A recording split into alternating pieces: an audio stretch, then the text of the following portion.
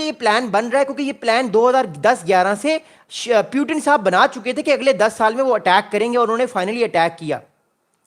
China को मौका मिल गया कि चाइना भी स्लोली स्लोली खुद को ताकतवर कर सके, बिकॉज पिछले 3 साल से, 3.5 साल से अमेरिका का फोकस चाइना से हटके, इंडो पैसिफिक से हटके, ताइवान से हटके कहां पर आ चुका है? अमेरिका का फोकस आ चुका है जो है ईस्टर्न यूरोप, नेटो के कंट्रीज पे और रशिया पे, क्योंकि रशिया के साथ एक प्रॉपरली नेटो की अब जंग चल रही है, हम सबको इस बारे में पता है। चाइना को इस 3 साल मिल गए कि वो खुद को और तगड़ा करे, अपने आप को खुद ताकतवर करे, एंड फाइनली चाइना भी आज इस पोजीशन में आ गया कि अगर आप मुझे एक थप्पड़ मारेंगे तो ठीक है, मैं आपको 2 तो नहीं मार सकता, मैं भी आपको एक थप्पड़ मारूंगा, जितनी तकलीफ मुझे होगी आपको भी उतनी तकलीफ होगी। तो ये टिट फॉर टैट मूवमेंट अब चाइना ने भी खाता ये खोल दिया। अगली बात सुनिएगा जो इससे भी इंपॉर्टेंट है। अगली इंपॉर्टेंट बात ये है कि चाइना जो है वो ये कहता है कि जो वो रिस्ट्रिक्शंस लगा रहा है अमेरिका पर या अमेरिकन क्रिटिकल इंफ्रास्ट्रक्चर पर, ये सारे वो भी उसकी नेशनल सिक्योरिटी के लिए बड़ा जरूरी है। अब चाइना की क्या नेशनल सिक्योरिटी है ये समझना बड़ा जरूरी है। चाइना की नेशनल सिक्योरिटी से पहले मैं आपको एक मैप दिखाना चाहता हूं और मैं आपको एक चीज समझाना चाहता हूं, फिर मैं आपको बताऊंगा कि चाइना की क्या नेशनल सिक्योरिटी है और अमेरिका की नेशनल सिक्योरिटी मैंने आपको बता दी। मैं आपको पैसिफिक का एक मैप दिखाऊंगा और मैं आपको बताना चाहता हूं कि चाइना की नेशनल सिक्योरिटी इस टाइम क्या है। आप उस चीज को, उस मैप को देख के आप खाते को समझ जाएंगे सारा कि मैं आपको बताना क्या चाह रहा हूं। एक सेकेंड, मैं आपको एक मैप दिखा रहा हूं। Okay, there we go. मैं आपको एक मैप दिखा रहा हूं, ये नक्शा जरूर देखिए, बड़ा इंपॉर्टेंट नक्शा है। ओके, ये चाइना है। ओके, ये चाइना है, ये भारत है, और ये वियतनाम है, ये ताइवान है, ये ऊपर साउथ कोरिया, जापान है। अब ये आप देख रहे हैं जो आप इस टाइम, ये मैं आपको एक चीज दिखाना चाहता हूं बड़ी अहम। ओके, ये आप जितने भी स्टार देख रहे हैं ये अमेरिका के और ये अमेरिका के एलाइज के बेसिस हैं सारे, ये अमेरिकन एलाइज के बेसिस हैं। ये सारे जो स्टार्स आप देख रहे हैं ना, ये सारे अमेरिका के बेसिस हैं। ये देखें, ग्वाम बेस है अमेरिका का, एयर बेस है अमेरिका ग्वाम। ये फिलीपींस में भी अमेरिका के कुछ बेसिस थे, आने वाले टाइम पे अमेरिका और बेसिस बनाएगा। ये जितने भी आप स्टार्स देख रहे हैं, ये ओकिनावा मोर इंपॉर्टेंट अमेरिका का जो है वो बेस है। ये सारे बेसिस जो स्टार्स आप देख रहे हैं सारे, ये सारे के सारे अमेरिका के बेसिस हैं और ये सारे सारे अमेरिका के एहतियाती हैं। चाइना की नेशनल सिक्योरिटी ये है क्योंकि चाइना अब ताकतवर हो रहा है। जब आप ताकतवर होते हो, ये रूल है दुनिया का, आप एक्सपैंड करते हो। जब आप वीक होते हो आप श्रिंक करते हो, आप कम होते हो। चाइना की नेशनल सिक्योरिटी ये है कि अमेरिका के जितने भी एयर बेसिस और मिलिट्री बेसिस चाइना के पास हैं, वो वहां से मिलिट्री बेसिस खत्म करे, क्योंकि चाइना को पता है कि अमेरिका अपने एहतियातियों के साथ मिलकर चाइना को कंटेन कर रहा है। और अमेरिका निहत्ता नहीं है, अमेरिका के पास F-35 फाइटर जेट्स हैं, अमेरिका के पास डिफेंस बैटरीज हैं जिससे वो चाइना पर हमला कर सकता है या अटैक को रोक सकता है अगर चाइना ताइवान पे हमला करे। और वो चीज़ें किससे बनती हैं? सारी वो चीज़ें बनती हैं रेयर अर्थ मिनरल से। और दैट्स वाई चाइना ने अगले 15-20 साल के लिए अमेरिका पर टाइट सैंक्शंस लगाई हैं, इवन पूरी दुनिया पर, कि वो रेयर अर्थ मिनरल सिर्फ उन्हीं कंट्रीज को देगा जो उसके एहतियाती हैं। वो हर कंट्री को रेयर अर्थ मिनरल्स नहीं देगा जिससे, या एक्सपोर्ट कंट्रोल करेगा जिससे वो टाइटनिंग करेगा, जिससे जो बासानी कंट्रीज को रेयर अर्थ मिनरल्स मिल जाते थे वो उनको मिलना मुश्किल होगा। और अमेरिका की डिफेंस इंफ्रास्ट्रक्चर पे इस पर बड़ा प्रेशर आया। इसलिए अमेरिका पिछले 1 साल से बात कर रहा है यूक्रेन को लेकर कि यूक्रेन में रेयर अर्थ मिनरल्स हैं। वो क्यों बात कर रहा है? क्योंकि जो सुपर पावर्स होती हैं उनको 1-2 साल पहले कहानी समझ आ जाती कि आने वाले वक्त में होने वाला क्या है, तभी तो वो सुपर पावर्स होती हैं। अगली बात सुनिएगा, मोर इंपॉर्टेंट। अगली इंपॉर्टेंट बात यह है कि चाइना की जो मिनिस्ट्री के स्पोक्स पर्सन है, उन्होंने एक बहुत अहम स्टेटमेंट दिया। उन्होंने ये कहा कि rare earth related items have a dual use properties for both civilians and military applications, implementing export controls on them as an international practice। यानी उन्होंने बात की कि इंटरनेशनल प्रैक्टिस हम जो है वो स्मूथ करना चाहते हैं, ताकि जो भी हमसे रेयर अर्थ मिनरल से हमें पता हो कि वो किस चीज़ के लिए ले रहा है, उससे किसी को नुकसान तो नहीं होगा। But we all know that China के जो सबसे ज़्यादा रेयर अर्थ मिनरल्स का यूज़ करता है वो the United States of America है, बिकॉज वो सबसे बड़ी इस टाइम दुनिया की इकॉनमी है, मईशत है।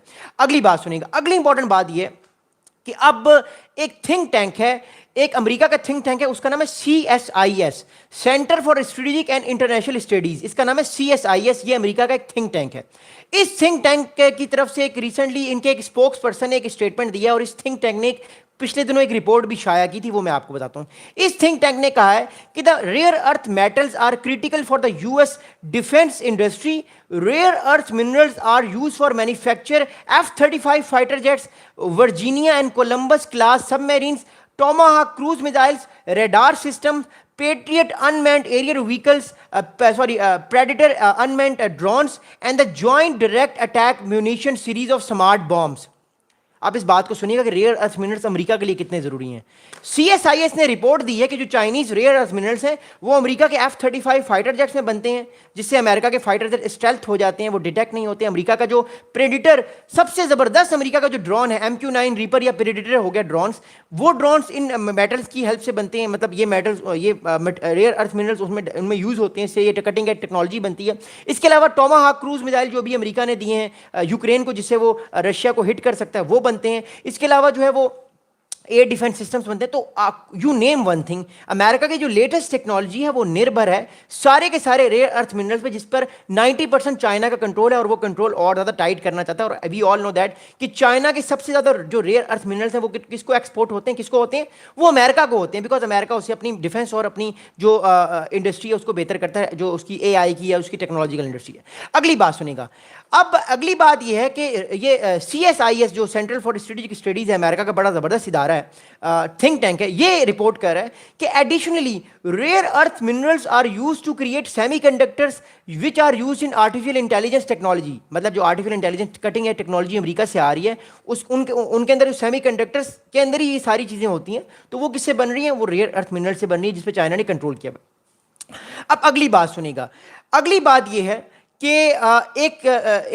एक खातून है, उनका नाम है मिस ग्रेसलिन बैस्करन। मिस ग्रेसलिन बैस्करन जो है, she is the director at the CSIS जो central for strategic studies America में है, क्रिटिकल मिनरल सिक्योरिटी प्रोग्राम यहाँ पर ये काम करती हैं।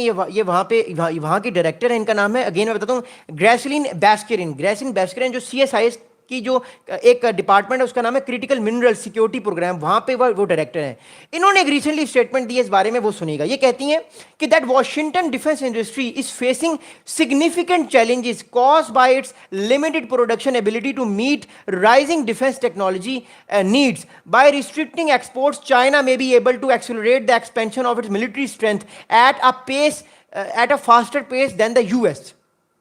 अब इस बात को बड़े गौर समझिएगा। इन मैम ने बड़ी अच्छी बात की, इन मैडम ने, इनका नाम है मिस ग्रेसलिन बैस्करन। इन्होंने, बैस्करन साहिबा ने बात की है कि अभी इस time critical rare earth minerals में चाइना अमेरिका से बहुत आगे है।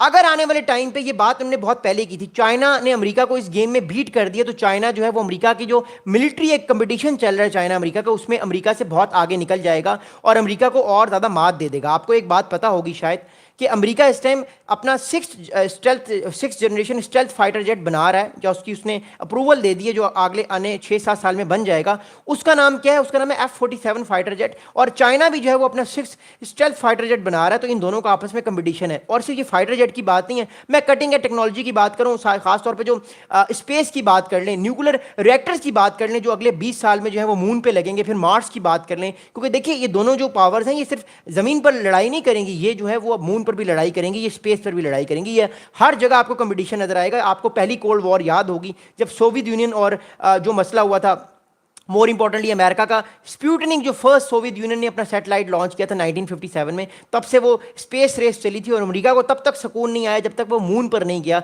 पहला खिलाई जो है वो, पहला एस्ट्रोनॉट नील आर्मस्ट्रांग जो है वो मून पर नहीं गया। अमेरिका को सुकून नहीं आया। और सोवियत यूनियन भी उस टाइम तक ये मान चुका था कि वो स्पेस रेस से अमेरिका को नहीं हरा सकता। बट यहाँ पे ये न्यू कोल्ड वॉर है। We are in cold war 2.0। अब कोल्ड वॉर 2.0 की